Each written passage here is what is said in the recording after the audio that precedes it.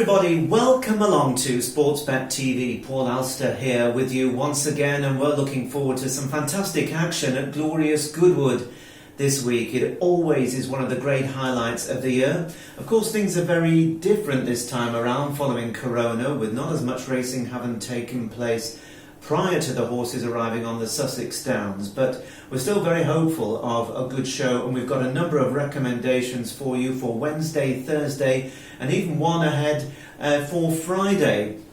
Very briefly, just to go back to last weekend where we offered you 3 selections, and for the first time since we've started this tipping surface, it was a disaster. All 3 of them ran like drains, absolutely terrible, including Ella Carmar, main selection in the York Stakes, who ran as if something was wrong. So that was just one of those days. These things happen. If we knew what was going to win each and every day, we wouldn't be working for a living, and there'd be no bookies because they'd be skinned. But we're much more optimistic about Wednesday at glorious Goodwood, Thursday and even into Friday. So let's get on with it. On Wednesday the 29th of July, at glorious Goodwood, 2 selections for you. The first of them in the 1:45, which is one of the longest races of the year. It's the 2.5 mile Goodwood handicap. Now, there aren't many horses on the flat that actually really stay 2.5 miles, so many of these will be gasping for air with 2 furlongs to run. But the race that gives you a bit of a clue is the Ascot Stakes from Royal Ascot not so very long ago. And one horse that ran well there was Rochester House. He was 5th there behind Coeur de Lion, who reopposes. Coeur de Lion is a horse who definitely stays, but nothing was finishing better actually than Rochester House there, who is trained by Mark Johnston, who is one of the great trainers at glorious Goodwood. He celebrated his 85th winner at the meeting earlier on Tuesday, and the great former champion jockey, originally from Brazil, Silvestre de Souza, is on board, and he doesn't half give them a ride. Well, Rochester House will stay. He's trained by a man that does so very well here, and we think that at 12 to 1 each way, and with 5 places being offered, with the likes of William Hill, Paddy Power, Unibet, Boyle Sports, amongst others, then Rochester House is certainly worth an interest. I'll be very, very surprised if he doesn't finish in the first 5, and I think he could reverse form with Coeur de Lion. So it's Rochester House, 1:45, Wednesday, Goodwood, 12 to 1 each way. And then later on Wednesday, the big race of the day, indeed for me the big race of the meeting, is the Group 1 Sussex Stakes.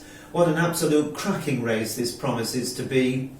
There are some terrific horses in it, of course, with the 2,000 guineas winners. Siskin, who is unbeaten, who won the Irish 2,000 guineas. Kamiko, who won the 2,000 at Newmarket before not getting home in the Derby over 1.5 miles. And then we've got Circus Maximus, who is such a high-class miler and was very good again at Royal Ascot, where he won just last month. But if you've been following us over recent weeks, you'll know that I tipped you Mohartha in the Group 2 Summer Mile at Ascot recently. And Marcus Dragoning's charge absolutely hacked up. He was so impressive there that as soon as I saw it, I said to myself, Sussex Stakes, it has to be. And that's where he's going, and he's going to be ridden by regular pilot Jim Crowley.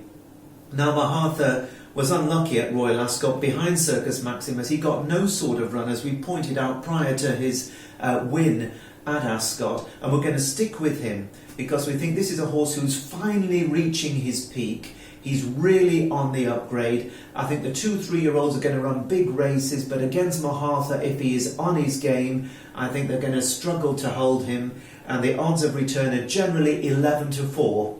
And I think that's a fair price. Marcus Dragoning doesn't call his geese swans. He doesn't send them to the very big races if he doesn't fancy them. And remember, this is a guy who's trained great horses like Naef and Sir Percy and many others over the years. So Mohartha in the Group 1 Sussex Stakes, 3:15 on Wednesday, 11 to 4 is the suggestion.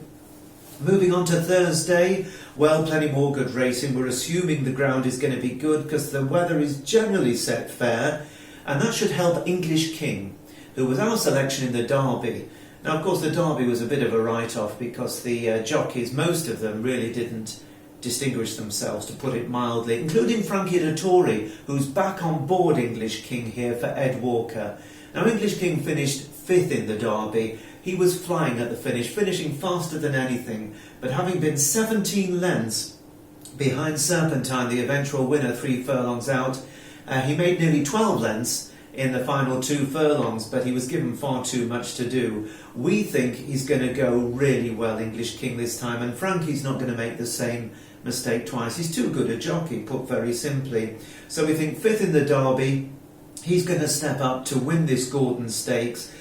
He is 15-8 with the likes of Bet Victor, Betfred, Betway and William Hill. Against him is the Derby second, Khalifa Sat, but Khalifa Sat won't get the easy lead he got. Remember, he was second all the way in the Derby.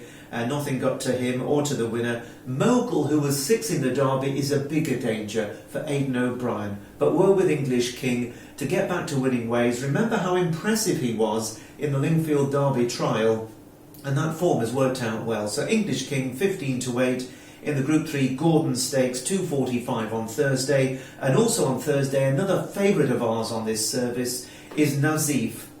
She's a terrific filly. We really like Nazif, and she goes in the 3:15 on Thursday, which is the feature Group 1 Nassau Stakes. A very good renewal with the likes of the French Oaks heroine Fairy Blue for Donica O'Brien, Magic Wand, great filly for Aidan O'Brien, and the Japanese star filly Deirdre. She's back for more, and she won this race 12 months ago, so they know what's required.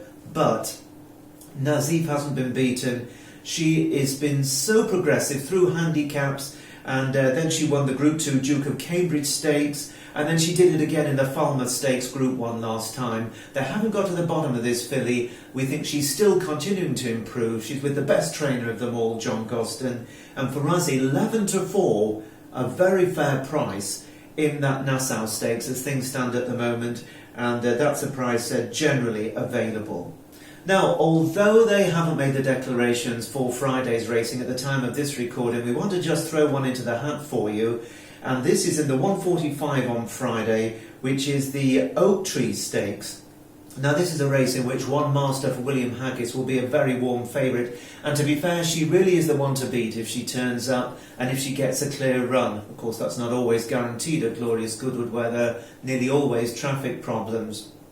But one against her, who might go very well, of course, if declared, and offered at 20-1 with Betfair and Paddy Power. Everybody else is shorter, is Ananerium. She is trained by Richard Hannon, and she's a good filly, and she likes this course. She won the Group 3 Supreme Stakes back in 2018, and she's run very well here since. Previous course and distance winner. She's also returning from a break, and she goes well fresh. And we think 20-1 each way for Ananerium on Friday in the 1:45 is too big. She won't be that price, I promise you, if she does take a chance. And if she's fresh and well, as we anticipate, and she likes to have a first run after a break, she could give the favourite a proper race. So Ananerium on Friday is a bit of a long shot for us at 20-1 each way.